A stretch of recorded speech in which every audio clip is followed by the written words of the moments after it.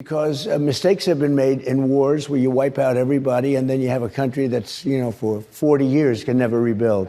সম্প্রতি ফক্স নিউজকে দেয়া এক সাক্ষাৎকারে ট্রাম্প অকপটে স্বীকার করেন ইরানের সঙ্গে যুদ্ধে জড়ানো উচিত হয়নি যুক্তরাষ্ট্রের। এছাড়াও এক সপ্তাহের মধ্যে সম্ভাব্য শান্তি চুক্তি হবে বলে আশাবাদ ব্যক্ত করেন মার্কিন প্রেসিডেন্ট। এরপর থেকে বিভিন্ন মহলে প্রশ্ন জাগে, হরহামেশাই যে ইরানকে চুক্তি না করলে বোমা মেরে উড়িয়ে দেওয়ার হুমকি দেন যিনি, সেই ট্রাম্পই কেন যুদ্ধ প্রসঙ্গে একেবারে সুর নরম করে ফেললেন?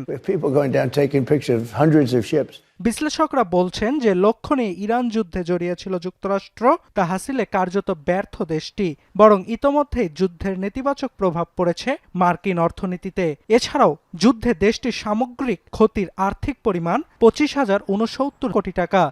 এছাড়াও গেল এপ্রিলে বিগত 3 বছরের ইতিহাসে সর্বোচ্চ মূল্যস্ফীতির সাক্ষী হয় যুক্তরাষ্ট্র। পাশাপাশি বিশ্ববাজারে তেল ও গ্যাসের দাম বাড়ায় 4 বছরের মধ্যে এপ্রিলে সর্বনিম্ন পর্যায়ে পৌঁছায় মার্কিন পরিবারগুলোর সঞ্চয়ের পরিমাণ। এছাড়াও সবসময় যুক্তরাষ্ট্রের সামরিক সক্ষমতা নিয়ে গর্ব করা ট্রাম্পের দম্ভ চূর্ণ বিচূর্ণ হয়েছে ইরান যুদ্ধে।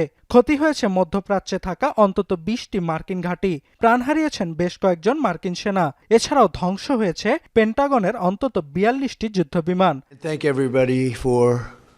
বিশ্লেষকরা আগে থেকেই দাবি করে আসছিল, ইরানের সঙ্গে স্থায়ী শান্তি চুক্তিতে সম্মত হওয়া ছাড়া বিকল্প কোনো পথ খোলা নেই ট্রাম্পের কাছে। কেননা নভেম্বরের মধ্যবর্তী নির্বাচন নিয়ে মার্কিন প্রেসিডেন্ট উদাসীনতার ভান দেখালেও ইরান যুদ্ধের প্রভাবে পেট্রোলের ক্রমবর্ধমান মূল্য এবং ভোক্তাদের ব্যয় বৃদ্ধির কারণে শোচনীয় পরাজয়ের শঙ্কায় রিপাবলিকান শিবির।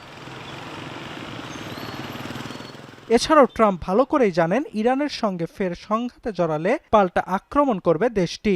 এ কারণে সামরিক শক্তি প্রদর্শনকে সবশেষ বিকল্প রেখে ইরানের সঙ্গে শান্তি আলোচনা জোরদারে যুক্তরাষ্ট্রকে পরামর্শ দিয়েছে বিশ্লেষকরা।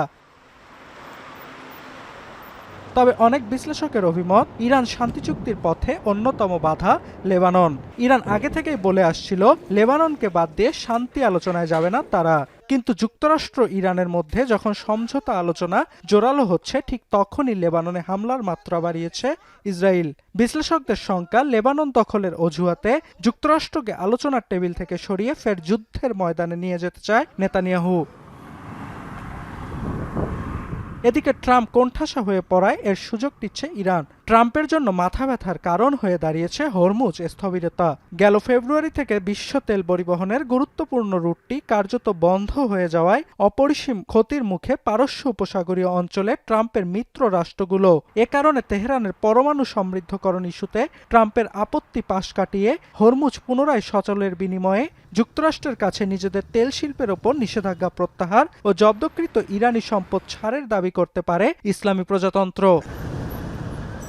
অর্ণব প্রসাদ, এখন বিশ্ব।